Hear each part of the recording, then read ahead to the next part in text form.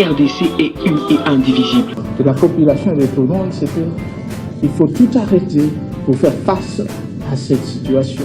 Et que nous ferons de cette terre richement bénie un réel havre de paix, de prospérité et de progrès social.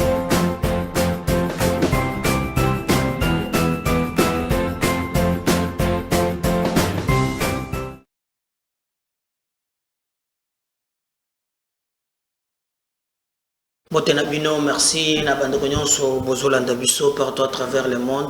Merci na soutien, na fidélité, vous allez copier ça MKB officiel. Vous nous suivez partout, vous allez na France, vous allez na Bordeaux, vous allez na Marseille. Merci na bandeko bozolanda biso. Vous allez les Sengomingi ya les sous les bossons na bino le bozolanda biso na Afrique du Sud. Na moninde konanga moko binga kinga lo bale président Médard.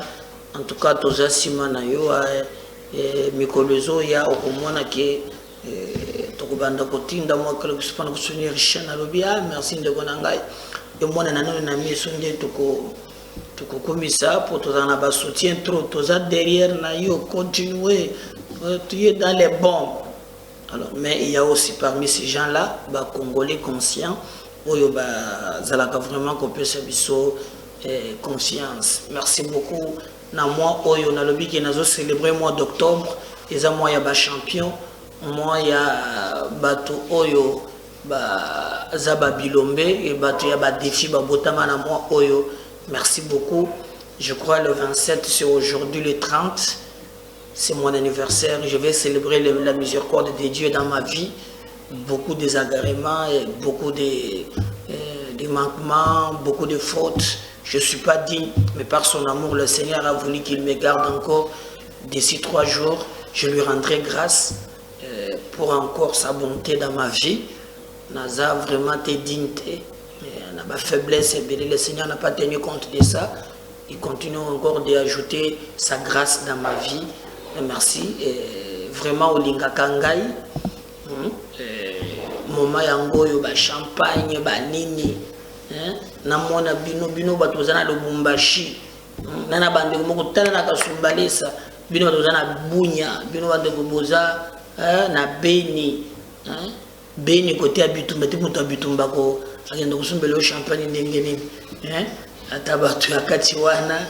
Merci beaucoup na komona vraiment bayeba ko porter biso challenge ils lancé.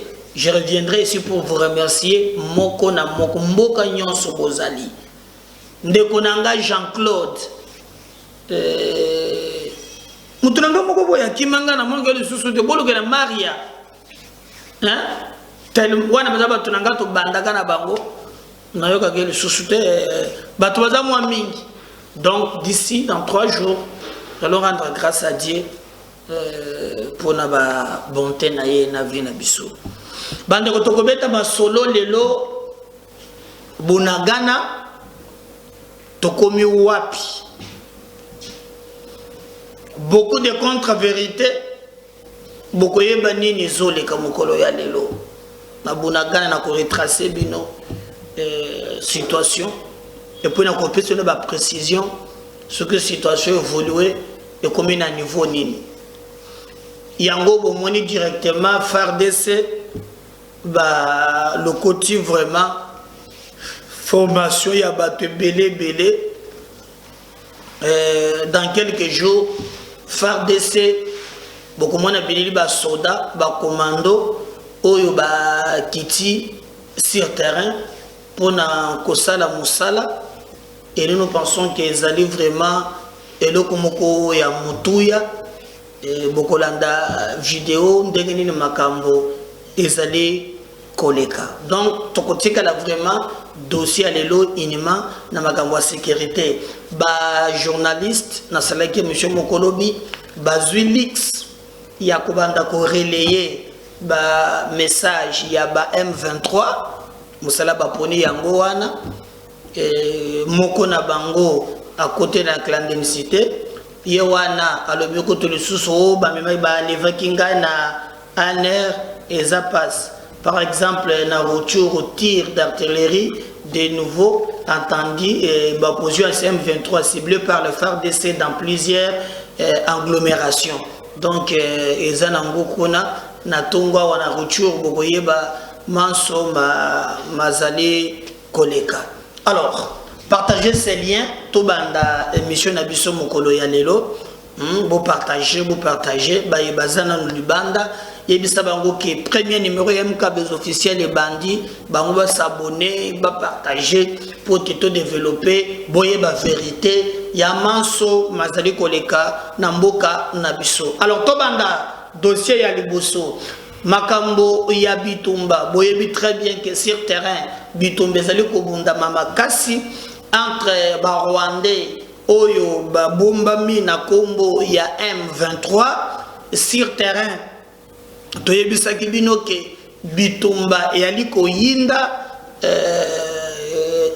badeko ya M23 bazalaki na logique na mitu na bango soki babandaki komikosa liboma donc bakanisaki ke ndenge ezalaka tango ya bayave ndenge ezalaka tango ya bandeko mosusu ke non boko décider na tongo bokangi bobeti pour le moment makambo eza ndenge mosusu.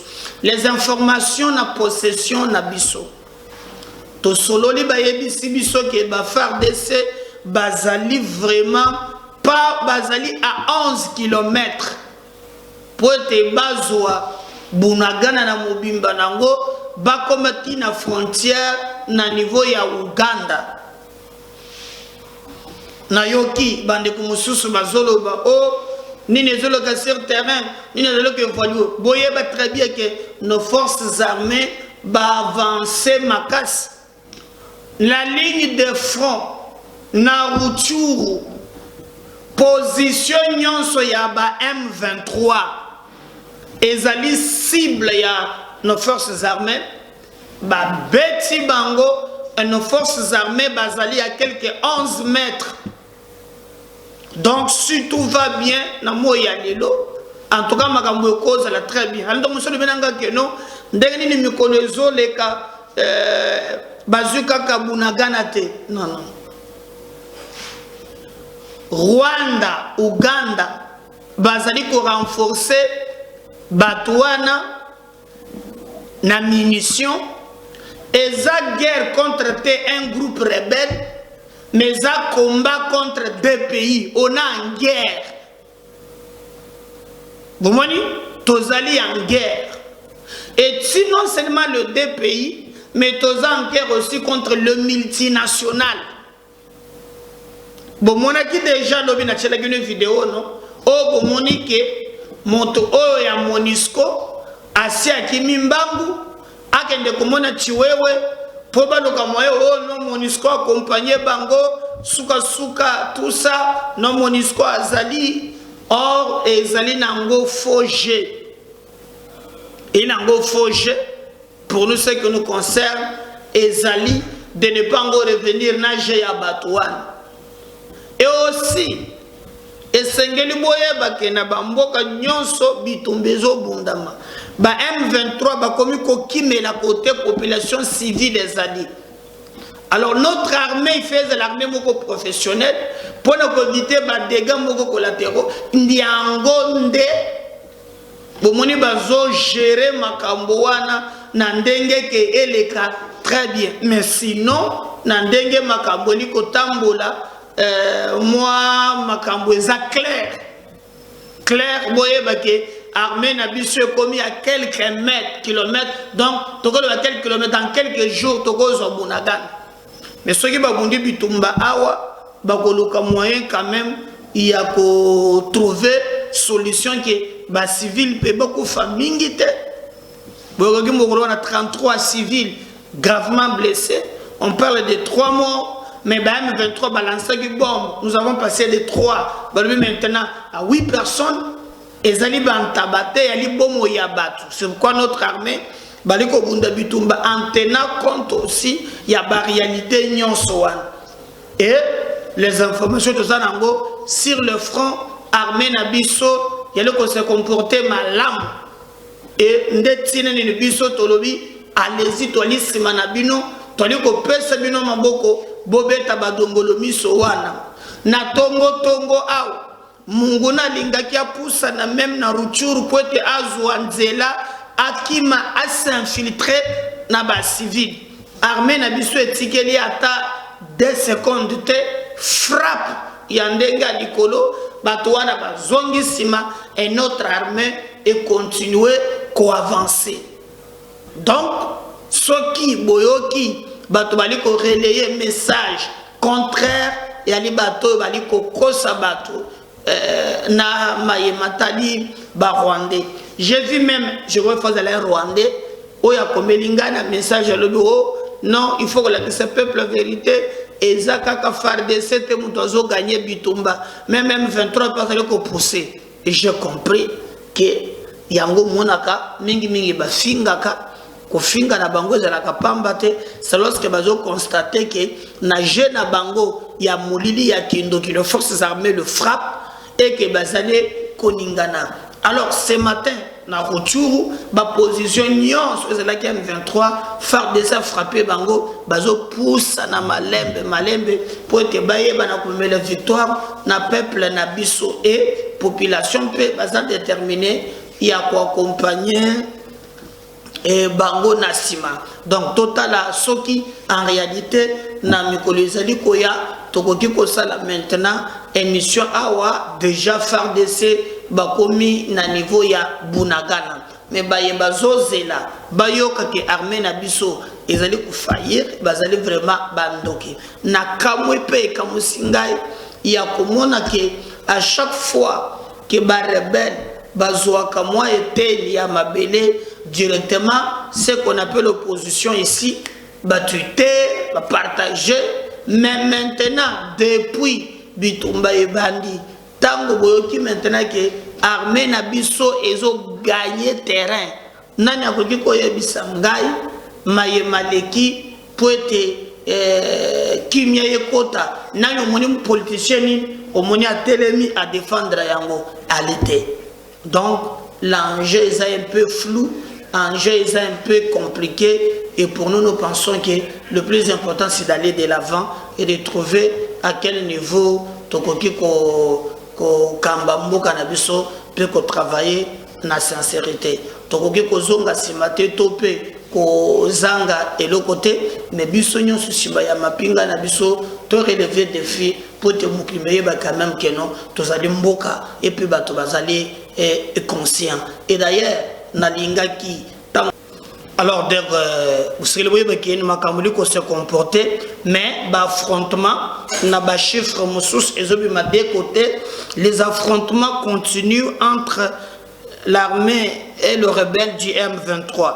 Les affrontements ont continué lundi, mardi, mercredi, à l'aide de la République démocratique du Congo, entre l'armée et le rebelle du M23. Après 5 jours de combat dont le bilan s'établit au moins 7 morts, a-t-on appris des sources locales. 8, 10. Ces sources nous parlent maintenant de 7. Un précédent bilan officiel divisé dimanche soir par l'armée faisait état de 4 civils tués et 40 blessés durant les combats qui ont pris part dans le territoire de Rutshuru, province du Nord-Kivu, après plusieurs semaines d'accalmie. 35 blessés ont été admis hier dimanche à l'hôpital pour les soigner. Pour les décès, 7 morts, dont 2 enfants, nous les avons inhumés ce lundi matin avant la reprise des combats, a déclaré par téléphone un habitant de Tangamugega, Jean-Baptiste Mapedo, interrogé par le téléphone depuis Goma, chef-lieu de la province du Nord Kivu. Les chefs du village avaient annoncé qu'ils venaient d'être récupérés par l'armée. Les anciens rebelles Tutsi qui tentaient de reprendre cette entité, les armes les a mis fin depuis 2021 en reprochant Kinshasa de ne pas avoir respecté les accords sur la réinsertion de ces combattants. Le M23 a depuis conquis du terrain dans les provinces du Nord Kivu, notamment en juin, la cité de Bunagana à la frontière avec l'Ouganda. Les combats ont repris, a confirmé Gédéon Souregari, chef du groupement Bwenza, dans laquelle se trouve Tangamugenga, village situé à environ 4 km de la route nationale numéro 2, stratégique desservant Goma. La population est toujours enfermée à l'hôpital de Tangamugenga et d'autres habitants sont dans des écoles, des églises et les couvents, ajoute M. Sougari. Médecins sans frontières avait indiqué dimanche que 500 personnes s'étaient réfugiées dans un couvent de Tangamugenga dont certains étaient blessés. L'ONG a appelé à la création d'un corridor humanitaire pour évacuer le civil.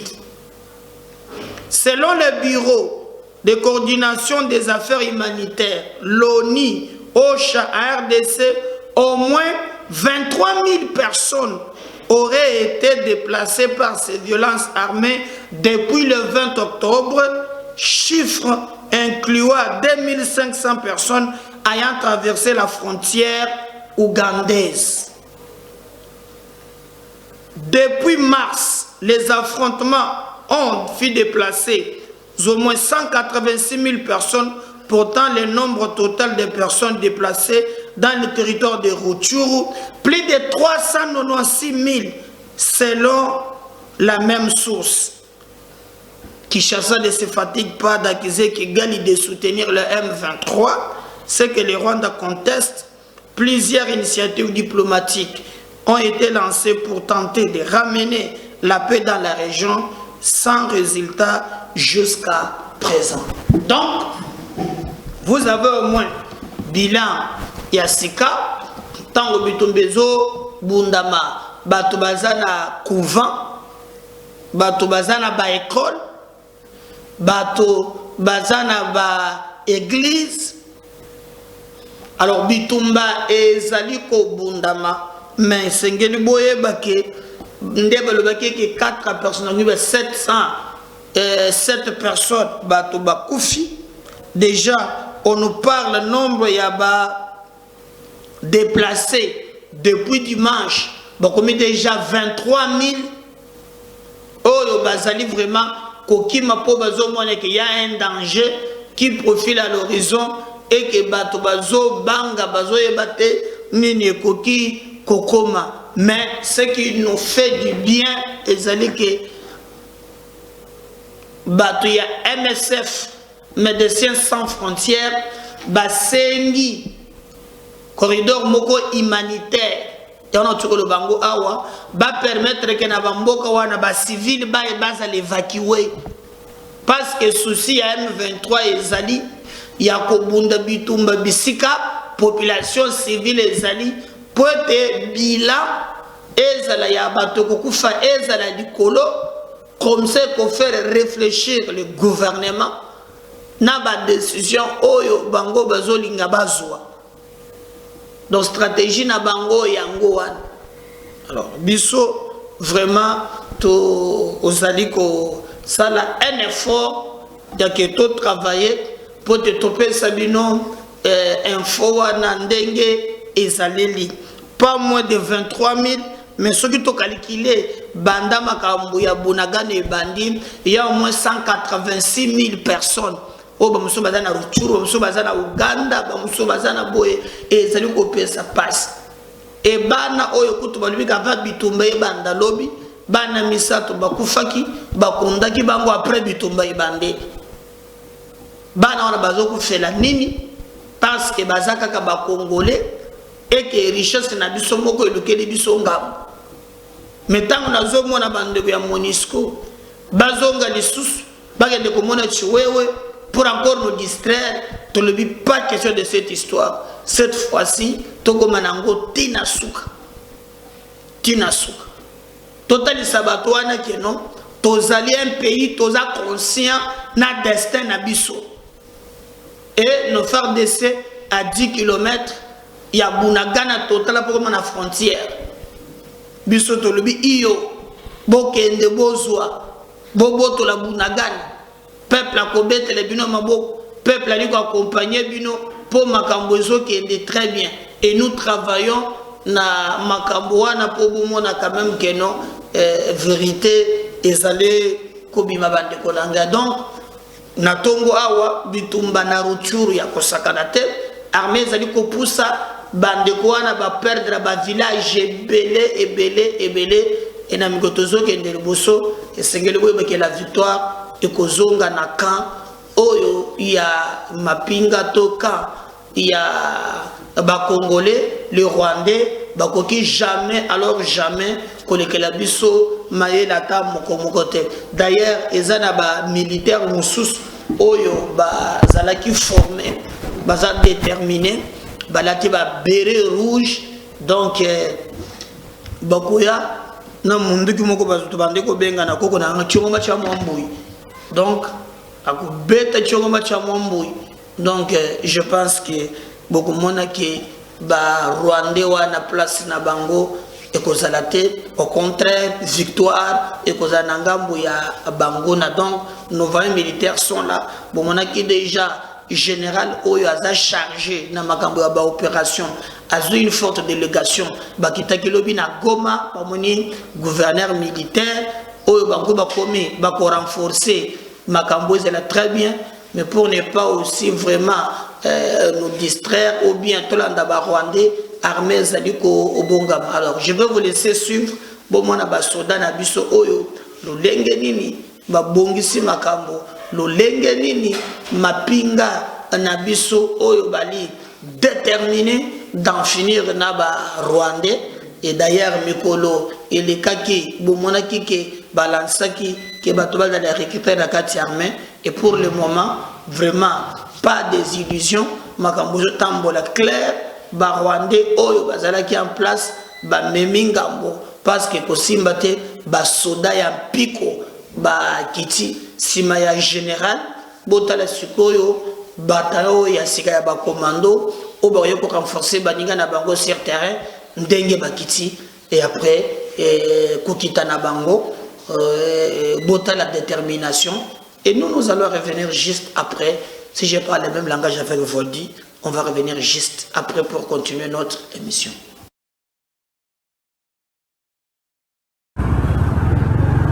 Oh, par exemple, c'est quoi?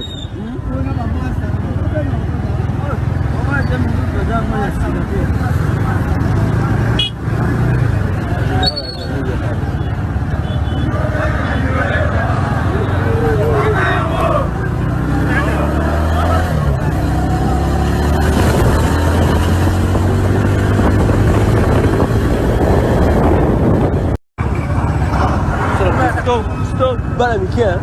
Yokide pe wana. Yokende wana.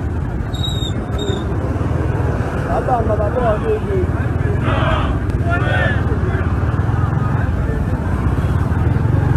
Oh, par exemple, c'est quoi?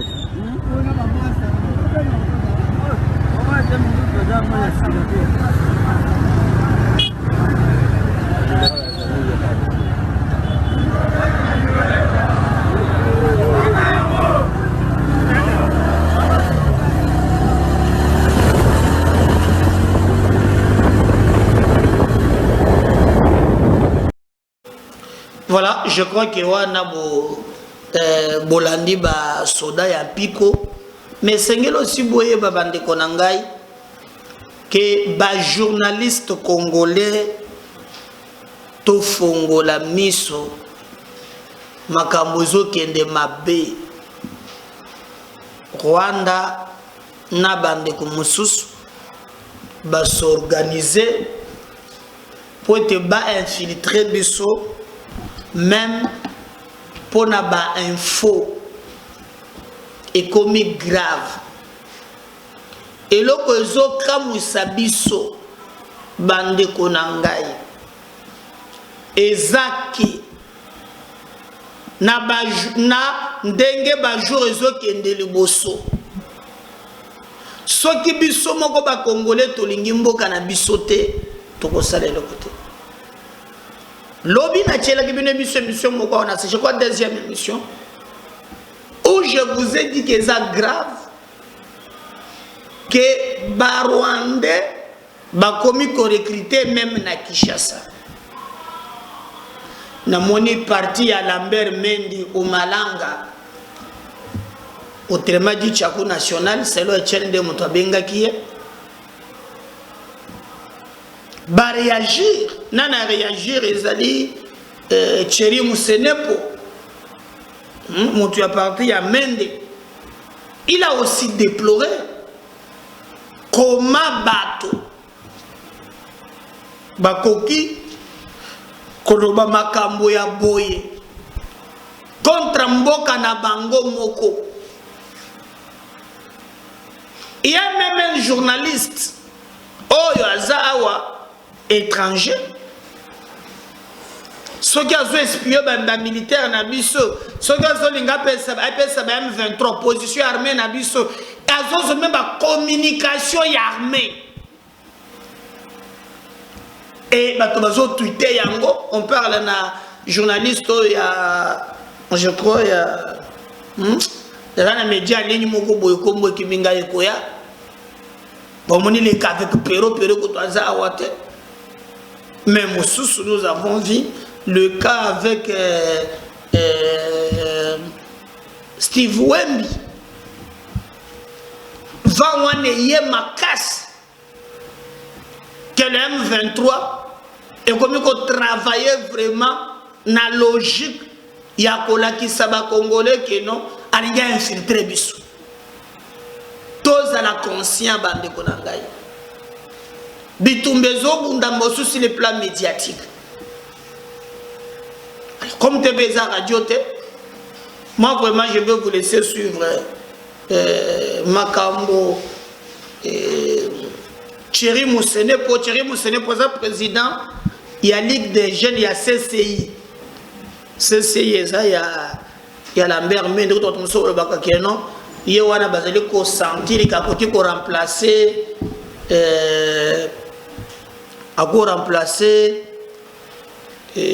Patrick Mouyaya Patrick Mouyaya ça de musala na ye mission elle a assez accompli a changé le logo à RTNC donc alors ça le sousuni no ya elle a assez asali bon balobi ke oyo alinga lo ba oyo ndena ba bruit wana sugaye donc Mende Junior hein pour kolobeza wana ya kosakana te bolanda ce qu'il parle des journalistes oyo bazali ko pesa info et armée on va revenir juste après. Comment se fait-il qu'on peut y avoir des journalistes, des activistes de notre pays qui préfèrent parler de la guerre en Ukraine? Mais lorsque notre armée réussit ne fût-ce qu'à récupérer un village, on n'en parle pas.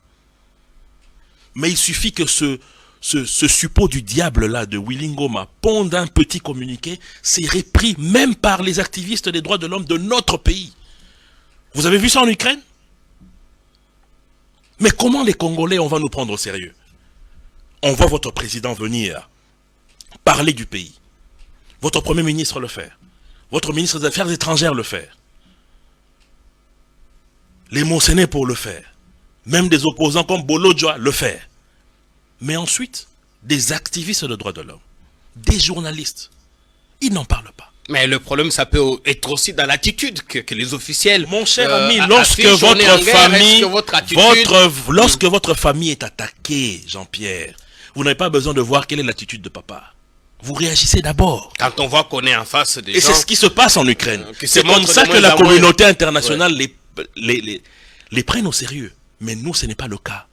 Nous avons d'abord un problème de revendication, nous-mêmes en tant que Congolais. Nous avons ce devoir-là, mon cher ami. Avec tous ces déplacements faits par le président Tshisekedi, on s'attendait à un plus grand soutien, sa proximité avec des milieux franco-américains, on s'attendait à un très grand soutien que ce qu'on nous donne jusque-là. Non, mais il faut d'abord reconnaître une chose, c'est que le fait qu'il y a eu une reconnaissance du fait que le Congo est agressé par le Rwanda est d'abord un succès.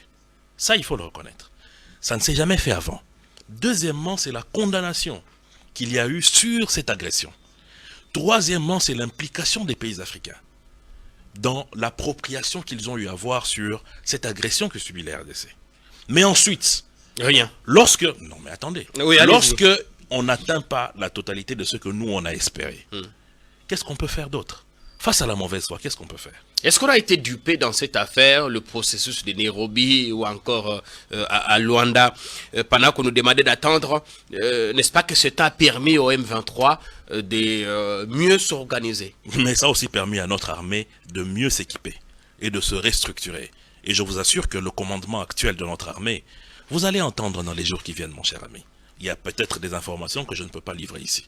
Mais je vous dis que la situation est en train de se retourner. Il faut s'attendre à une puissance de feu incroyable. Extraordinaire. La situation est en train de se retourner contre... les positions. Quand vous voyez ce perroquet-là de Ngoma commencer à pondre ses âneries sur les médias, ça signifie qu'ils sont en train de sentir une vraie chaleur. Ils vont être pris en sandwich bientôt. Ils vont bientôt rentrer dans leur enfer. Ne vous en faites pas. Très bientôt. On écarte définitivement le volet diplomatique. Pourquoi l'écarter? Puisque ceux qui sont à Bunagana, ces populations, c'est des Congolais.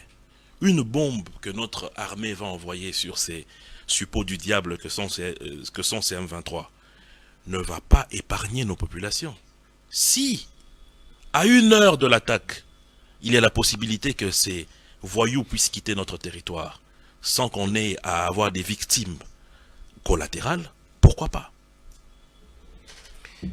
Mais nous avons appris aussi que le Kenya, un des pays contributeurs des troupes de la force régionale, a rappelé ses officiers. Mauvais indice? 2 choses, monsieur Jean-Pierre. La première est que il faut savoir qu'il y a un commandement qui est chapeauté par la SOFA, qui communique sur le mouvement des troupes africaines. Et que jusque-là, ce commandement n'a encore rien dit. Deuxièmement, si cela était vrai, le rappel des officiers ne veut absolument rien dire dans une guerre. Ça peut être pour des consultations. Donc je pense qu'il ne faille pas s'alarmer par rapport à ça. Voilà. Mais botuna kinga batumusupe bokomelinga yo comment Christian Bosembe yaza journaliste akomi koloka bakanga ba journaliste mususu baboma bango babotola bango nationalité de comédien de kolekate boy ngai na tie extrait ya Bosembe aliko s'indigner par rapport ya ndenge ba journaliste baliko utiliser ba compte na bango officiel pour na corréler message ya ba M23. C'est ça. Et là, vous soutenez. Peut-être que je vous reçu beaucoup de messages. Est-ce que vous comprenez qui m'a cambolobaki? Suivez. Suivez pour tous la même la compréhension des mots. Et puis la gamme monsieur Bandelitisu. Yepe azali ko yana sens moko na oyo tcheri musene alobi oyo. On le suit et on va revenir juste pour continuer avec notre émission. Mesdames et messieurs, vous avez tous entendu comme moi, Makambozo Yokana Bunagana, mais c'est extrêmement grave. Je veux dire que Ngana Zo Kabilo Kwana na Okengolo kwa moi quel est bouquet. Ba journaliste congolais. Ba Koreleaka ba Makambo ya M23 le col la problème. Excusez-moi de vous le dire, si le gouvernement ne prend pas au sérieux cette question, alors on est très mal parti. Excusez-moi de vous le dire, mais si le gouvernement ne prend pas la question des réseaux sociaux comme un véritable danger pour le pays, ça ne sert plus à rien de croire à un certain avenir. Parce que la manipulation, cet excès de liberté, non, on n'en peut plus. Comment vous pouvez imaginer des hommes identifiés, des Congolais identifiés, bazo relayer message ya batu ya ba rebelle comme vous n'avez aucune idée. Bazo bangate, bazo kata sonité. On est le seul pays au monde où les gens travaillent dur pour que le chef de l'État échoue. Quel est l'intérêt que vous avez si on récupère Bunagana? C'est quoi l'intérêt que vous avez? Quel est l'intérêt que vous avez si on occupe Ouganda ou pardon Bunagana? Intérêt ni bozana. baza prêt, prompt. Il y a cette information que Babotoli Kassindi, Babotoli FARDC, ma position telle. Mais lorsque les FARDC frappent certaines positions, les plus, excusez-moi, je vais vraiment dire, bref, les plus débiles de ces messieurs-là, les plus débiles d'entre eux, osent même mettre information et un gouvernement au conditionnel. Ils osent mettre les informations du gouvernement au conditionnel et ils prennent pour acquis. Est-ce que vous pouvez imaginer certains renseignements de M23? Bazapé à l'aise. Baton va publier ma photo na bango. C'est-à-dire des hommes identifiés. Je peux vous rassurer, on était dans un état sérieux, 2 jours suffisaient. Pour 2 jours suffirait déjà pour emballer tous ces débiles et ces gens qui n'ont aucune conscience. Excusez-moi de le dire, je le dis et j'assume.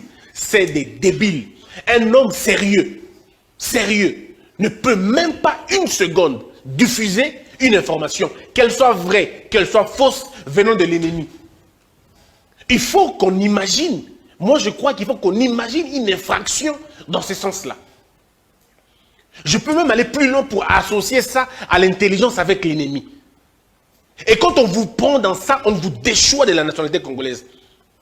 Peut-être vous ne prenez pas la mesure, Nango. Hein. Vous ne prenez pas la mesure, mais dans un état sérieux. Il y a un journaliste congolais. Au diffuser un message, il y a terroriste. Na compte na privé. Mais on t'arrête, tu fais la prison, ne vous en faites pas. On t'arrête, tu fais la prison. Tu fais la prison, tu fais 6 mois ou 1 année de prison. Et on t'interdit d'avoir un compte Facebook. On t'interdit d'avoir un compte Twitter. On te ravit la carte de journaliste. Tu n'es plus journaliste de toute ta vie. Tu ne l'exerceras plus jamais. Non, c'est peut-être fort, mais c'est comme ça qu'on peut régler un État. On ne peut pas vivre comme si on était dans une société déconcentrée. Attendez 2 secondes, on n'est pas quand même dans une société de bonobos. Je pense encore au prof Bakandé, il avait raison de dire qu'on était des bonobos. Mais comment on ne peut pas être des bonobos? Comment on ne peut pas être des bonobos? Comment vous imaginez? Moutavani pena bazu pena nani vidéo, il y a M23, pas diffusé na compte naïe, ayebani pe, bayebi yepe. Ah, beaucoup de gens ont mboka boya. Bénissez Dieu, vous êtes dans ces pays comme ça. Vous voyez un journaliste ougandais faire ça? Est-ce que vous voyez un journaliste rwandais diffuser des choses comme ça? Mais pourquoi chez nous on le fait? Non, c'est une légèreté terrible, une anarchie comme pas possible. Vous savez, messieurs et dames, l'indicateur du développement dans un pays, non, les indicateurs qu'un pays, si vous voulez savoir si un pays va bien, ce n'est pas forcément les infrastructures, ce n'est pas les routes, c'est pas le... Non, c'est la mentalité d'une population, c'est la mentalité de ses habitants.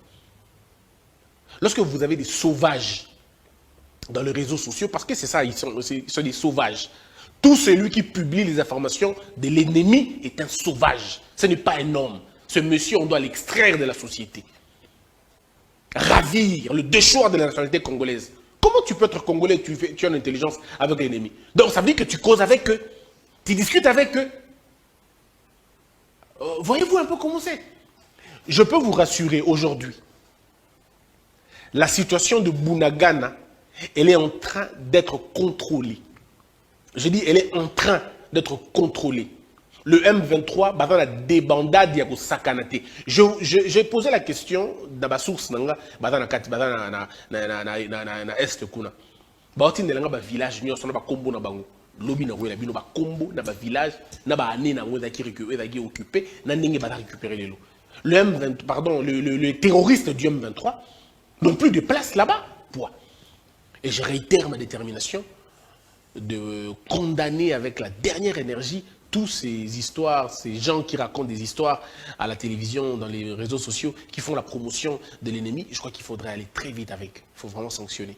Mais malheureusement, encore une fois pour terminer, ce sont ces personnes-là qui font la promotion des rebelles, qui font la promotion des terroristes, qui sont des attachés de presse de certains ministres. Merci beaucoup. Je crois que Bolandi, abonnez-vous, partagez nos liens. N'oubliez pas de vous abonner parce que si le Seigneur ne revenait pas, en tout cas, Ngana Koya, le numéro Moussous. Bye.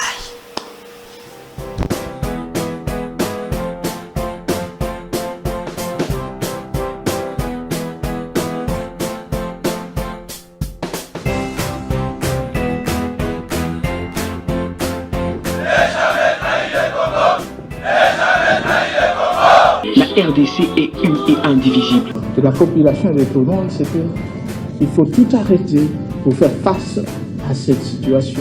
Et que nous ferons de cette terre richement bénie un réel havre de paix, de prospérité et de progrès social.